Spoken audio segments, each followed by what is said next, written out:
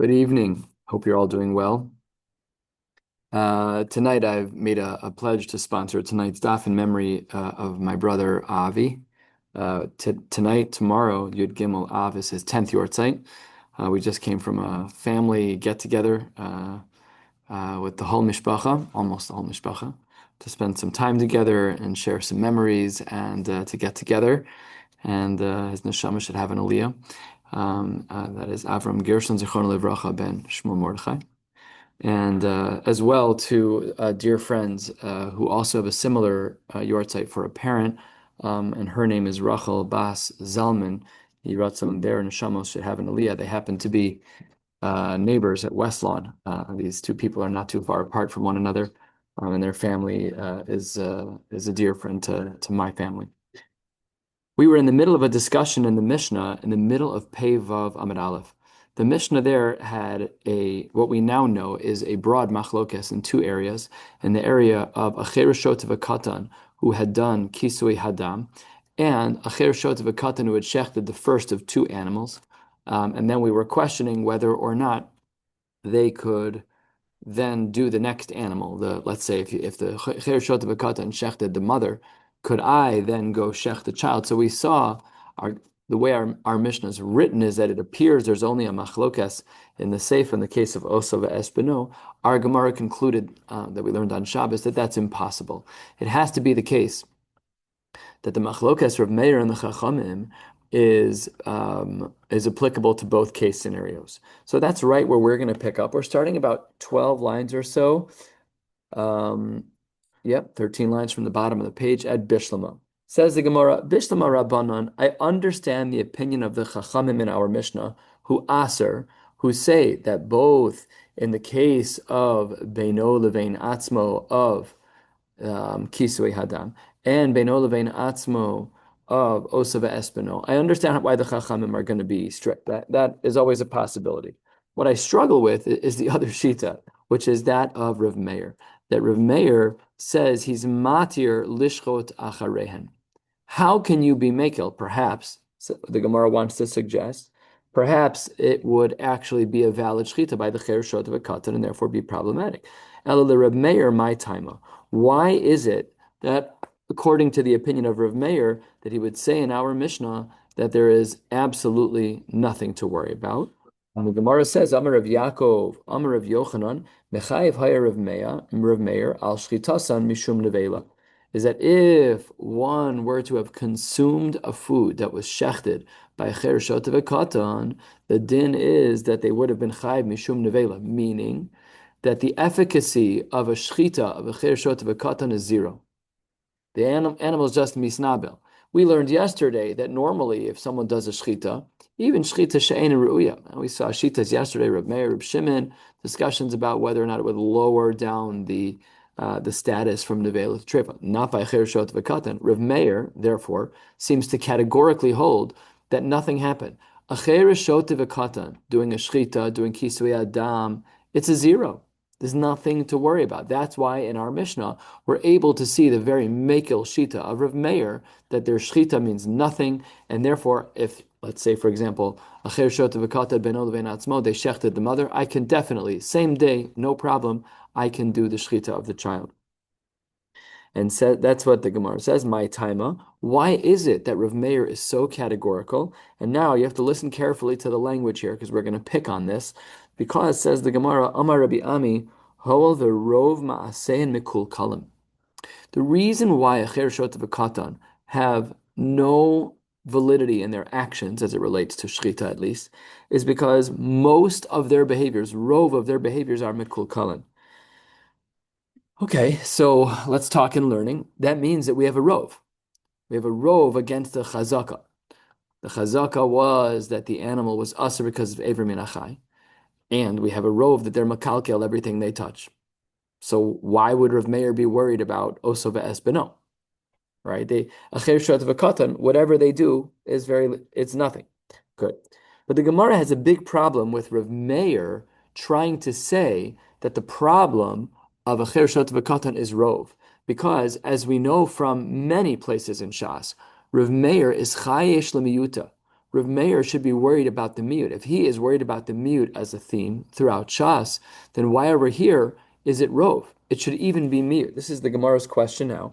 Amar le Rav Papa le Rav Huna bered Rav Yehoshua, or perhaps it's exactly reversed. Ve'amar le Rav Huna bered Rav Yehoshua le Rav Papa. We just don't. It's a chavrusa. We just don't know who was talking to whom.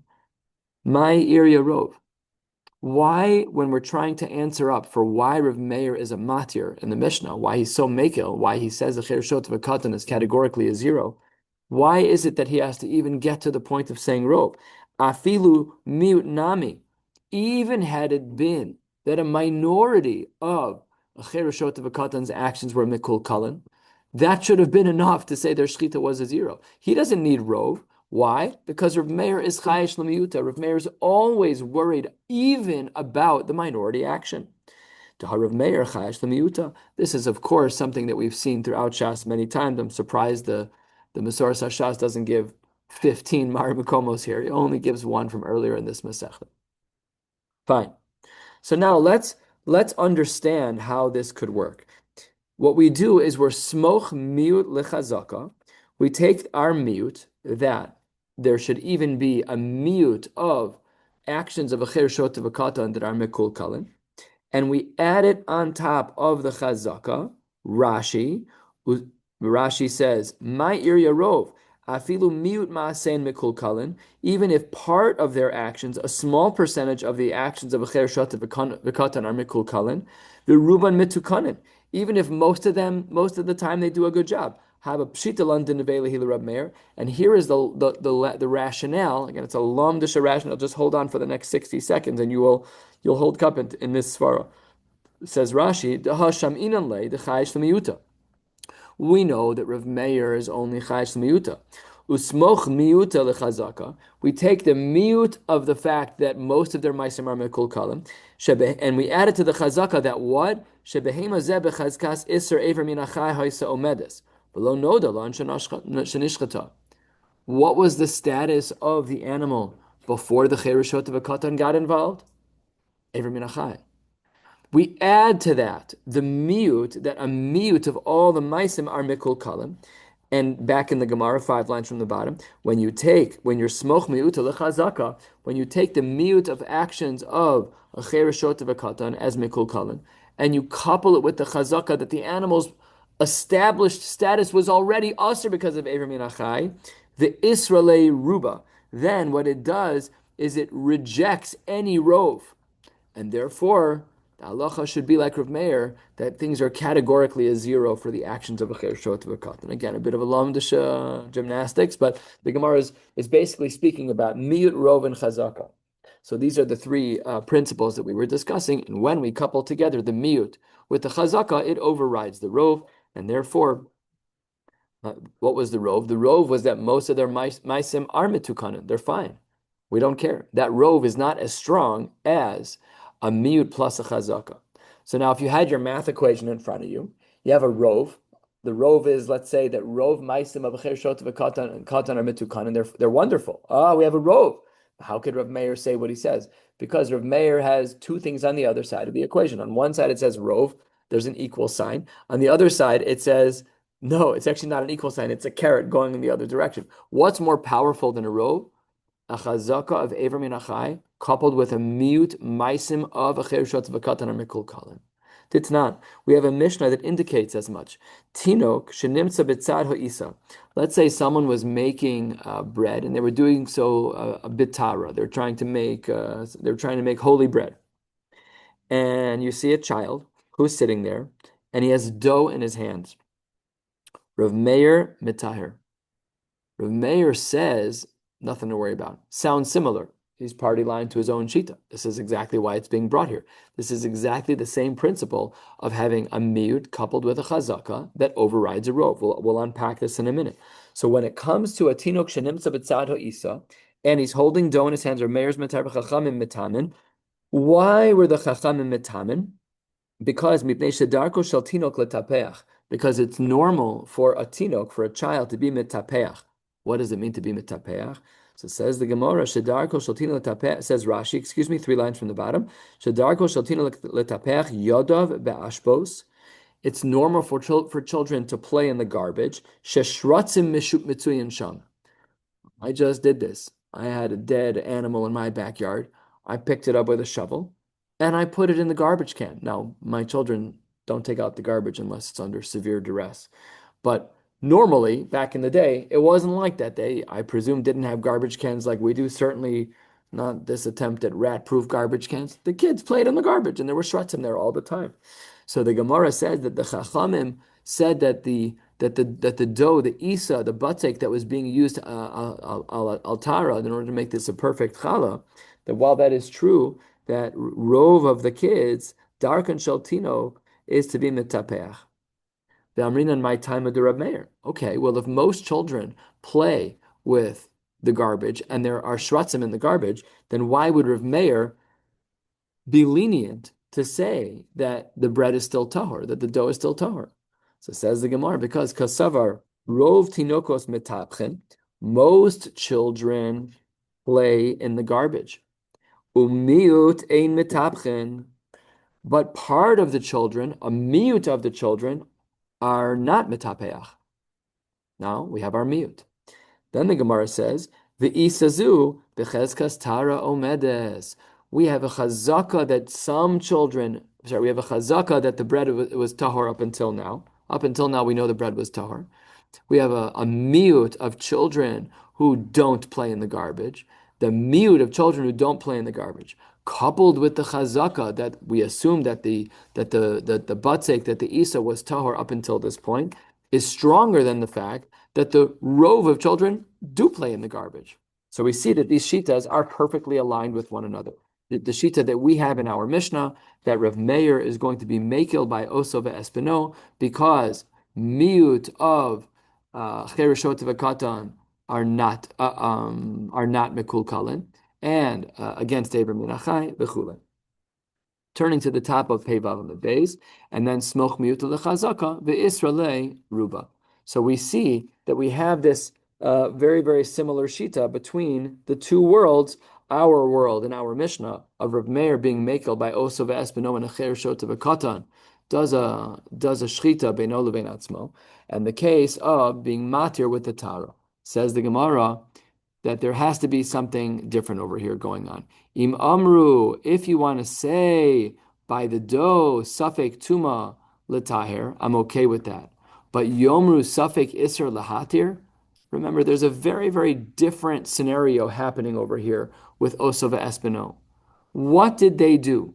So it's very simple. The chereshot v'katan shechted the mother, and they did so beino levein atzmo. What are we now worried about? Not that animal. That animal may or may not be fine. I'm worried about someone else doing a different Isser D'Oraisa. And therefore, the Gemara says that these cases are not exactly the same. And the Gemara now wants to know, now that we're shifting away from understanding Rav Meir, is that who does Rabbi hold like? Because Rabbi actually framed his opinion in two different ways. Let's remember the impact of this question. Our Mishnah from Pei Vav Amud Aleph that we learned yesterday on Shabbos has the case of a chereshot of a katan beino levein atzmo who did kisui hadam, and then we have a chereshot of a katan beino levein atzmo who did the shchita on the mother. What did Rav Meir say in both cases? Rav Meir was lenient, and then the Chachamim were strict. So now look at our question over here, third line down on Pei Vav Amud Beis. Hora Rebbe ki Rav Meir, v'hora Rebbe ki Chachamim. In one place we saw that Rebbe held like Rav Meir leniently, and in one place we saw v'hora Rebbe ki Chachamim, he held stringently like the Chachamim. So which one is it? Hai minayhu de achrisa. Which one was the later psak? Why? Because obviously he must have changed his mind if he's holding like seemingly like both shitas. So the only question is which one is the correct one? Hai minayhu de achrisa. Which one was the later psak? Which obviously he then would have retracted from his prior psak. So says the Gemara, Toshma, let's see if we can figure it out. A story. To Rabbi Abba Berei de Reb Chia bar Abba, Rabbi Abba, and the son of Reb Chia bar Abba, the Reb Zera, these two men, Rabbi Abba and Reb Zera, Habu Kaime Beshuka de Kesari, they were standing in the marketplace of Caesarea, Apischa de Bei Medrasha. The marketplace was right near the base medrash, so they were standing outside the base medrash in the marketplace. Nafak Rabbi Ami. Rabbi Ami was the Rosh Yeshiva. He was inside. And Ashkechinhu, he saw Rabbi Abba and Reb Zera talking in outside the Beis Medrash. I'm sure they were talking and learning. Amar Lahu, Rabbi Ami says to these two Talmidim, to Rabbi Abba and Reb Zera, Lav aminu lechu. Didn't I already tell you that be'idan be medrasha, that when people are in the Beis Medrash learning lo sakimu avroi, you should not stand outside, because after all, you guys were the sho'ol u'meishiv. They need you. Dilma ika inish de mitzrachala shmaitza. Maybe there are people who need clarity to understand a particular piece of Gemara, the asili itrude, and you are holding them back because that's your job. Go back to the Beis Medrash and be a sho'ol u'meishiv. So says the Gemara, how did the two of them respond? This is an agadata that requires commentary, and we're not going to do this now, but only one of them listened. It's an unbelievable zach. Rabbi Ami tells you to do something, only one person listens. We're not getting into this now. But Reb Zera went back inside. Rabbi Abba, and let's remember that Rabbi Abba was the son of Reb Chia. Rabbi Abba did not go back in lo. Okay, so now Reb Zera goes back in the Beis Medrash. Yasve become boilu. When he gets back in, a couple of the Bachrim surround him at the bima, and they say to him, Reb Zera, we have a question for you. Haimi nahu achrisa. Which shita of Rebbe was correct? Was it the Reb Meir shita that we follow Reb Meir in our Mishnah on Pei Vav Amud Aleph, or do we follow the Chachamim in the Mishnah on Pei Vav Amud Aleph? So Amar Lehu Reb Zera, how did Reb Zera respond? He said, I wish my friend Rabbi Abba had come into the Beis Medrash with me. Amar Lehu Reb Zera, lo shivaktun li, I wish I wasn't left without the ishayle lisaba, that I can ask my elder, Rabbi Abba, dil mishmiya le me avua, who might have heard from Reb Chia, the avuha mine de Rabbi Yochanan, and Reb Chia would have heard from Reb Yochanan. How did Reb Zera know that? Because every single month Reb Chia would go sit by Reb Yochanan. We're a third of the way down on Pei Vav Amud Beis. Rabbi Chia bar Abba, Kol tlasin yomin kamahader talmude kamed Rabbi Yochanan. Rabbi Chia every 30 days would go sit by Rabbi Yochanan. So if only Rabbi Abba would have gone back into the Beis Medrash, Rabbi Abba learned from Rabbi Chia learned from Rabbi Yochanan, and Pashat, this question would have come up because Rabbi Yochanan knew Rabbi, and he would have known whether or not he held like Rav Meir or the Chachamim in our Mishnah. So my have Allah, how do we paskin l'maisa? Does Rabbi hold like Rav Meir, and we should be lenient in our Mishnah? Or does Rabbi hold like the Chachamim, and we should be strict in the Mishnah, all about the discussions about the actions of a chereshot of a katan beino levein atzmo? Says the Gemara 3 lines before the new Mishnah, Tashma, Tishalach Rabbi Elazar legola, Hore Rabbi Kirav Meir. A letter went out to the entire community, to all of the people in Gullus, Hore Rebbe Kirav Meir, that he holds leniently, namely that the actions of a chereshot of a katan are a no-sum gain. Nothing has changed. The animal's dead, the animal's in avela, but you did not create an environment where oso v'espino can happen, and your kisui adam was a non-starter. Ay v'hakir rabbana nami ori. But wait 1 second, we have Mari Makomos that indicate that Rebbe holds also like the Chachamim. Says the Gemara, Elalah, by virtue of the fact that he sent out this letter to the Gola, Shma mina ha de achrisa. It must therefore be that Reb Meir was the newest shita. Shma mina, that is how Rebbe would hold. So in conclusion, Rebbe holds in our Mishnah like Reb Meir, that in both halves of our Mishnah, the case of Kisui Adam and the case of Oso ve'espino, we hold like Reb Meir, that the actions of a chereshot of a katan are a zero. Next Mishnah, halfway down on Pei Vav Amud Beis, Mirza Hashem will get to toward the bottom of Pei Zayin, and Mirza Hashem to the Mishnah, hopefully close to it. We'll see where we get to. Shachat mea chayos b'makom echad. If I were to shecht 100 small animals in one spot, I can do kisui echad lekulan. I only have to do one mitzvah of kisui adam, meaning the mitzvah of kisui adam is not a per animal basis. The mitzvah of kisui adam is a per shchita set basis. So if I sit there and I shecht 100 animals, I only have to do one kisui adam for all the blood of those 100 animals. And that's true by achaya, by wild animals.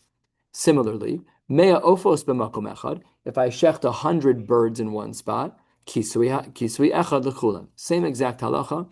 If I shecht 100 deer, or if I shecht 100 chickens, no problem at all. One kisui adam, it is not a per animal requirement, it is a per shchita set requirement. Chaya ve'of b'makom echad. What if I did a chaya and an oaf? So I did a deer followed by a chicken. Can I mix the kisui adam? Can I do one kisui adam for the two different kinds of bloods, one of a chaya and one of an oaf? So the Tanakama certainly holds that way. Chaya ve'of b'makom echad kisui echad lechulan. He definitely is of the opinion that you can do one kisui hadam. However, Rabbi Yehuda is the dissenting opinion in our Mishnah. We'll also see this in a brisa momentarily. Rabbi Yehuda Omer shachat chaya yichasena ve'achar kach yishchot esa'ov. He holds that that's not true. Maybe it's all well and good that if you shecht 100 deer, that you can do one kisui hadam. That's fine. But if you're going to shecht a chaya followed by an oaf, then the flow of events needs to be shecht the chaya, do kisui adam, and then shecht the oaf and do kisui adam. But no, not like the Tanakama, that you can do kisui lechulan, kisui echad lechulan. You are not allowed to do that because, as we'll see in the Gemara, the psukim don't work out the same way for Rabbi Yehuda. At least that's what Rabbi Yehuda's understanding. That brings us to the open of the Gemara, of 6 lines or so before the wide lines on Pei Vav Amud Beis. Says the Gemara, Tanu Rabbanan. We have the pasuk of Chaya. This is a longer pasuk in Vayikra Yod Zayin Yod Gimel. V'ish ish mibnei Yisrael min hager hagar b'socham asher yatzud seir chaya o of. Keywords: chaya o of, a wild animal or a bird. So chaya kol mashma. So according to the Tanakama, the word chaya seems to imply all. Chaya bein meruba bein muetas. I don't care how many there are. Remember, it's not a per animal basis. It's a per shchita set basis. And oaf, the same thing is true as well. If I do a set of shchitas for birds, that's kol mashma as well. Oaf bein meruba bein muat. And mikan amru, therefore, we have this principle, which is reflected in our Mishnah. Just this is a brisa, and our Mishnah is obviously a different marmakom, but the sources in the Tanaim are clear. Shachat mea chayas b'makom echad kisui echad lechulan. That if I shecht 100 deer, only one kisui adam is required, and mea ofos b'makom echad kisui echad lechulan. And the same thing would be true with birds. And then we see the same machlokes that was reflected in our Mishnah is also reflected here in the Brisa. First of the very long lines, 3/4 of the way down. Chayav of b'makom echad. If I shecht a number of deer and a number of birds in one spot, kisui echad l'chulan, I can do one kisui adam. Says the Gemara, Rabbi Yehuda, which we should expect because he argued in our Mishnah as well.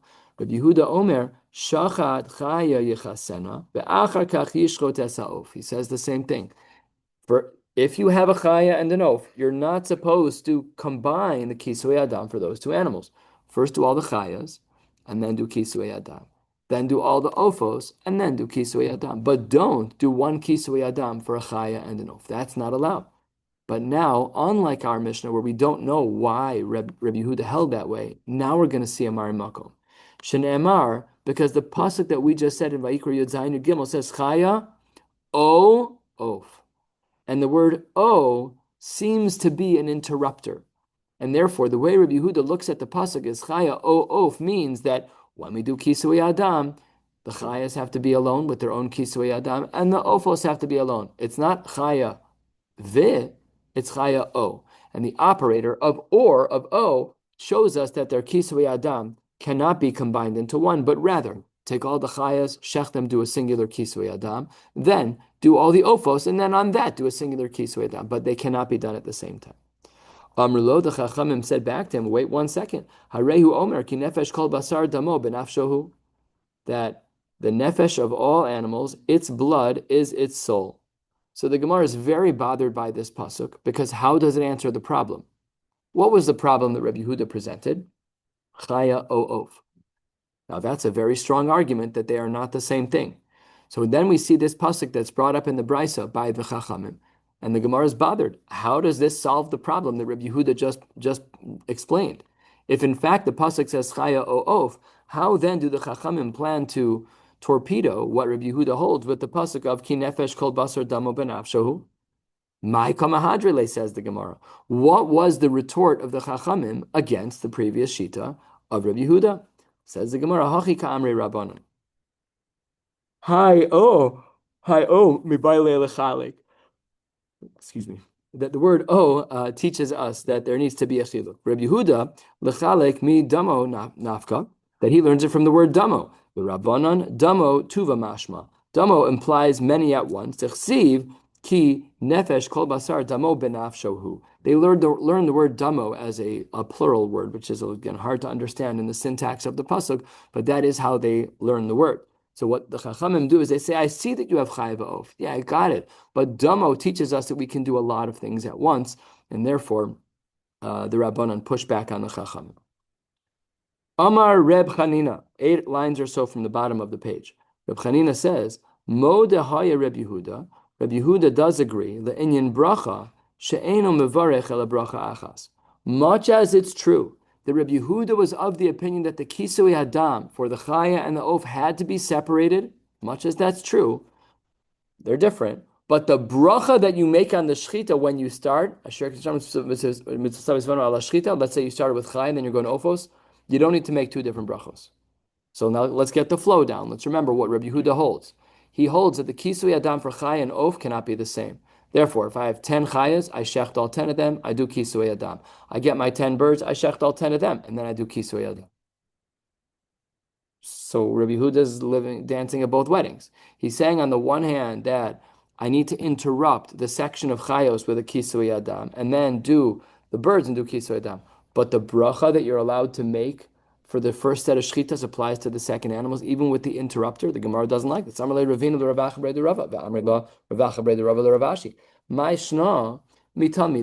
You're saying something which doesn't stem with the opinion of the Talmidim of Rab. 4 lines from the bottom. There were 2 students of Rab, which was Rav Barona and Rav Chanana, and Havu Yasve b'Su'udasa, and they were sitting at Rab's table. They're having a meal together. Rav Yeba Saba. Rav Yeba Saba was the shamish. He was the one who was serving them. Good. Amrule, they said to the servant, Hav livrich. We would like to bench. Rashi, Hav livrich mizog kos lebirkas hamazon. Please go dilute for me a cup of wine for birkas hamazon. Now look at the next part of Rashi. V'chazru v'nimlechu v'amru mizog lishtos. You know what? We're not quite ready to bench. So let's go back in the Gemara. Amrulei hav livrich. They said to Rav Yeba Saba, who was the shamish, we're ready to bench. Please go dilute us a cup of water. And then hadur amrulei. Then they said, you know what? We're not ready to bench. Hav lishti. Just bring us more wine to drink. Oh, that's a huge problem. Did you just end your meal by saying, bring me some wine? Bring me some wine. Yeah. If I say to you, please get the benchers, am I allowed to continue eating without a bracha? If I say shiur hamalos, am I allowed to continue eating without a bracha? Or do I have to now stop the meals over? I can't eat anymore. This is discussed in Shulchan Aruch, as you can see on the side here in Siman Kuf Ayin Tes. The Yunim and Halacha, obviously, once you wash Mayim Achronim, for sure, is it shiur hamalos? Is it hav lan nevarech? Can someone please get the benchers? These are discussions to be had. So says the Gemara, what happens when you change your mind? Amar lahu Rav Yeba Saba, I'm not sure I understand how you can shift from saying hav livrich to hav lishti. He says, Hachi Amar Rab, didn't Rebbe teach us that Kevan de Amar hav livrich, itzar le lemishte chamra. You can't drink anymore. Now you're obligated to bench. Hachanami, here too, I don't understand. Kevan de itpa le lekisui, since you, Rabbi Yehuda, are of the opinion that the chayos have to have they first have to have their shchitas followed by kisui adam, and then the ofos have their shchita by kisui adam. So then there's an interrupter. So if Rav is of the opinion that saying hav livrich is an interrupter, and therefore you'd have to make a new bracha on the wine, why don't we say the same thing over here? That when you do the chaya, you shech the chayas, and then you do your kisui adam, and then you switch to the ofos, you should make a new bracha there too. We say it by benching. So this is the question the Gemara asks from Rav on Rabbi Yehuda, because Rabbi Yehuda is, again, he's dancing at both weddings. He's saying that we have to interrupt the shechita of the chaya and the oaf with kisui adam for the chaya. But by a meal, you're not allowed to do that. By a meal, that you'd be mechayiv yourself another bracha if you separate. So says the Gemara on the top of Pei Zayin, Amud Aleph, Hachi hashta. This is not a good comparison. Hasam, over there by the case of Rab, by the Suda, where Rav Brona and Rav Chananel were there, and Rav Yebesava was the Shamish. Mishta, drinking wine. Uvruche bahade adade lo efshar. You can't bench and continue to drink wine at the same time. That's oil and water. You can't do those two things at the same time. Hacha, but over here, efshar deshachit bechada umechase bechada. Here it's not true. Here I could actually do this without a hefsek. How so? Because with my right hand I can shecht, and with my left hand I can do kisui adam. So therefore, you can't compare these two cases because benching and drinking wine is impossible. But in theory, at least in theory, I don't know if you've ever tried this, Rabbi Yaakov, to shecht and do kisui adam at the same time. It's a but at least conceptually, it's possible. At least theoretically, it's possible. So therefore, don't ask on Rabbi Yehuda from the case of Rav. Rav's case, well, you're right. Those two things can't coexist. Mashein kain, shchita and kisui adam can. And that brings us to the next Mishnah in Pei Zayin Amud Aleph, 3 lines down. Shachad velo kisa. Let's say that I did shchita, but I forgot to do the kisui adam. V'ra'ahu acher. And another yid walks by. I saw Rabbi Yaakov doing shchita. I shouldn't malign you. Let's say I was doing shchita and I forgot to do kisui adam. I'm not a shochet, so I forgot the halacha. And Rabbi Yaakov walks by. He sees that I forgot to do my obligations here. The halacha is so now we can see that perhaps it's not a din in the gavra, perhaps it's a din in the chefza. This blood requires kisui. The shochet didn't do it. Yeah, okay. The shochet's namaaretz, and he made a mistake. Somebody should cover for him. That's a din in the chefza, that we need to make sure that this blood gets covered. Not that the shochet does it, just to make sure that the blood has kisui adam. If kisahu viniskala, let's say that I put some dirt on it and somehow the wind blew away and now the blood is revealed again anew, pater milachasos. That shows us, or kind of reminds me of the Gemara of kavsa eina zakukla from the Gemara Maseches Shabbos, that once you did it, even if now the candle's still there, even if now the blood is still uncovered, halacha is you're good to go.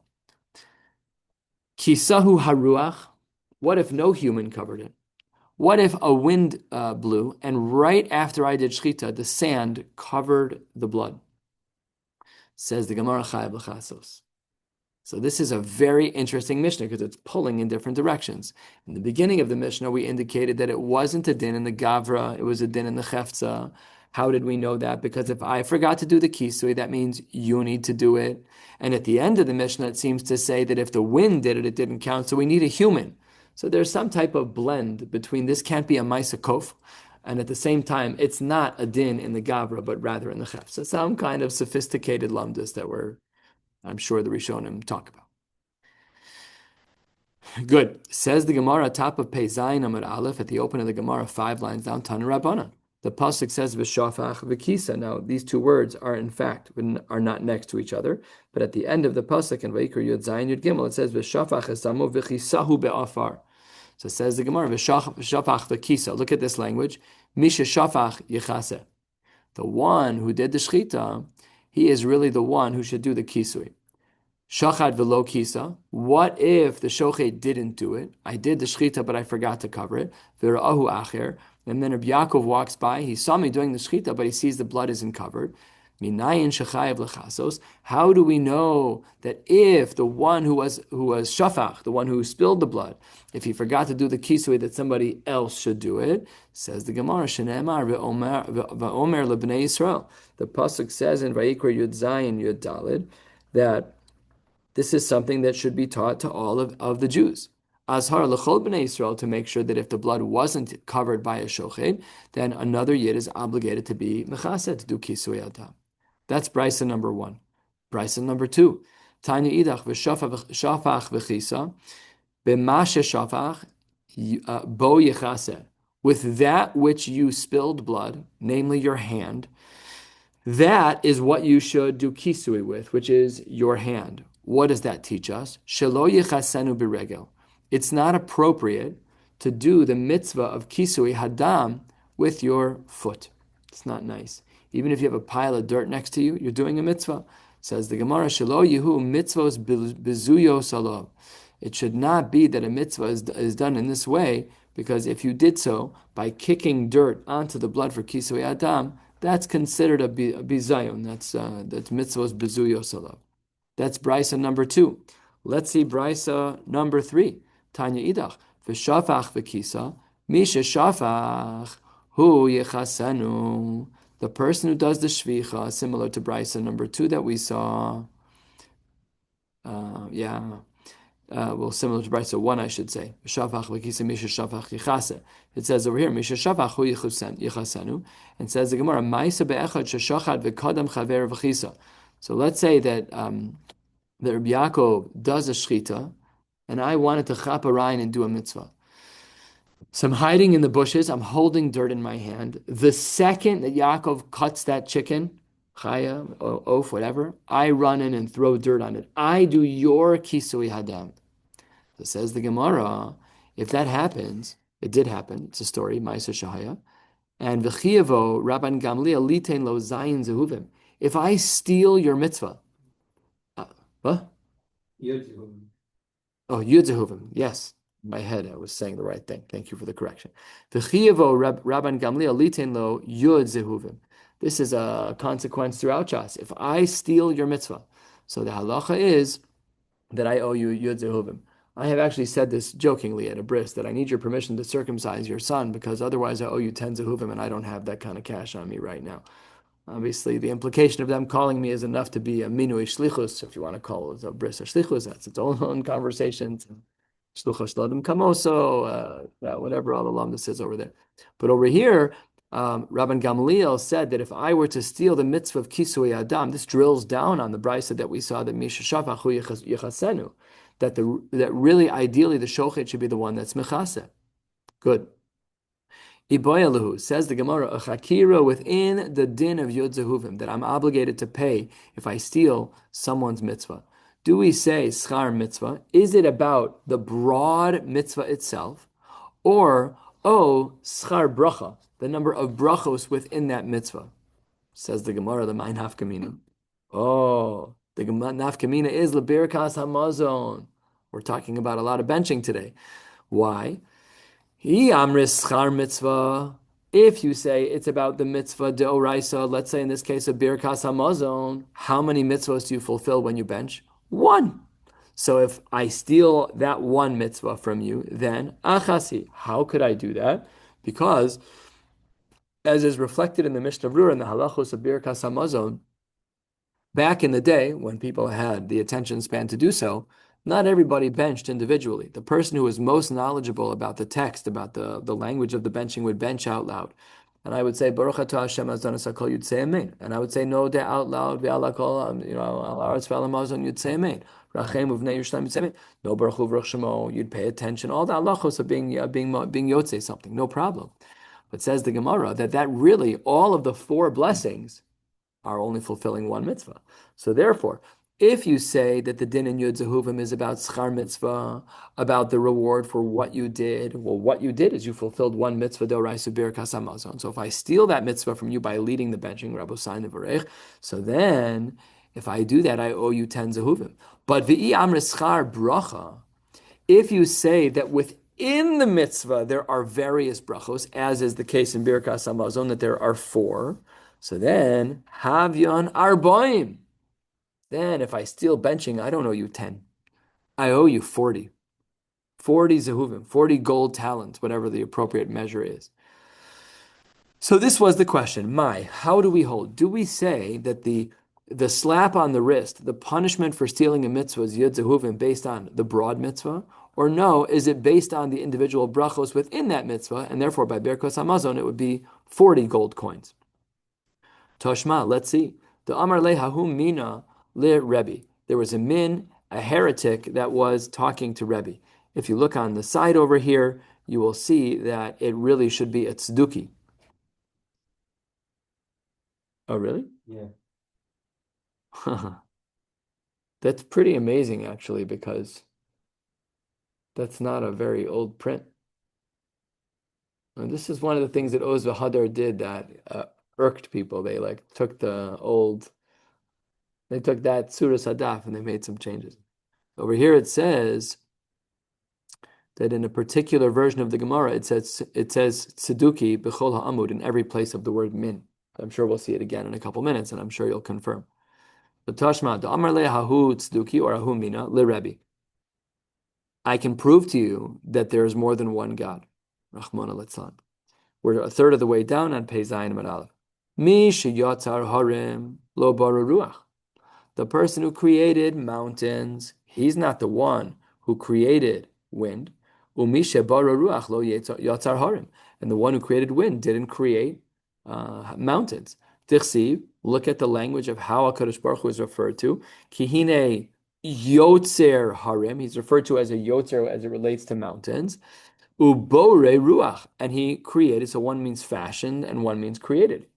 So says the min, says the tzduki, must be that at the end of the day, there's two creators. Amar le, Rebbe says back to this guy, Shota, Shafil HaSefer Dekra. Go look at the end of the pasuk, Hashem Tzivakos Shemo, that they're all in fact identical. It's the same Borei Olam. It's not two, Rahmana litzlan, it's one. Amar le, the min, the tzduki, says back to Rebbe, Nekot li zimna tlasa yomi. I want you to give me 3 days so that I can come up with a good answer. Umehadrana lach to yufta. And we are going to, and I'll give you an answer at that time. Wait 2 minutes till shiur is over, and then you're more than welcome to do that. Umehadrana lach to yufta. So the tzeduki said, let me come back to you in 3 days, and I will give you an answer. So Yosef Rebbe tlasta anesa. Rebbe was nervous about what the tzduki, what the min was going to come back and do. So he fasted for 3 days. That's what the Yidden do when there's a tzara. So he felt that there was a tzara. And kihava kaboi mivra, he was sitting down to his meal, and amrulei mina koy abava. And one of his servants said to him, Rebbe, there's a heretic at the door. So he's like, oh, yeah. This guy is coming back to me. Amar, he says a pasuk, v'yidnu bivrosi rosh, a pasuk that kind of shows his strain, that shows his stress. Amar le, Rebbe, the min walks in, he says, Mevaser tovos anilach. He says, I have some very good things to tell you. Lo matza tshuva oyevcha. The 9:30 is back in. Lo matza tshuva oyevcha. Your oyev, your enemy, couldn't find an answer. V'nafal min agag umeis. And he also died. So the guy who was cheppering you, he's no longer around. He's no longer a problem. Amar lo, he says, Ritzoncha shetiso detzli. So Rebbe says to the guy who came, this is the second heretic, he says to him, do you want to come hang out with me and have dinner? Amar lo, and he said, absolutely. After they had a meal together, Amar le, kos shel bracha ata shose? Oh, arbaim zehuvim ata notel. Would you like to drink a kos shel bracha, or do you want to pay 40 zehuvim? Very interesting phraseology. Amar lo kos shel bracha ani shose. Now, what do we see about benching? Yotzes habaskol v'amra. Kos shel bracha shave arbaim zehuvim. We see that when we have the slap on the wrist of yud zehuvim, it applies to the brachos within the mitzvah, not the broad mitzvah of benching, but that every paragraph that I steal from you is going to be 10 zehuvim. Let's just get to the 2 dots, and then we'll stop. Amar Rav Yitzchak, Adayin yeshna le'osa mishpacha ben gdolei Romi. Of these heretics, these people were still part of Rome in the early 200s when Rebbe died. Uvikorin oso mishpachas bar liunus. We've seen this in Shas before, and this was their name. Mir Hashem, tomorrow night we'll stop at the second to last of the short lines on Pei Zayin Amud Aleph. Wishing you all a beautiful night.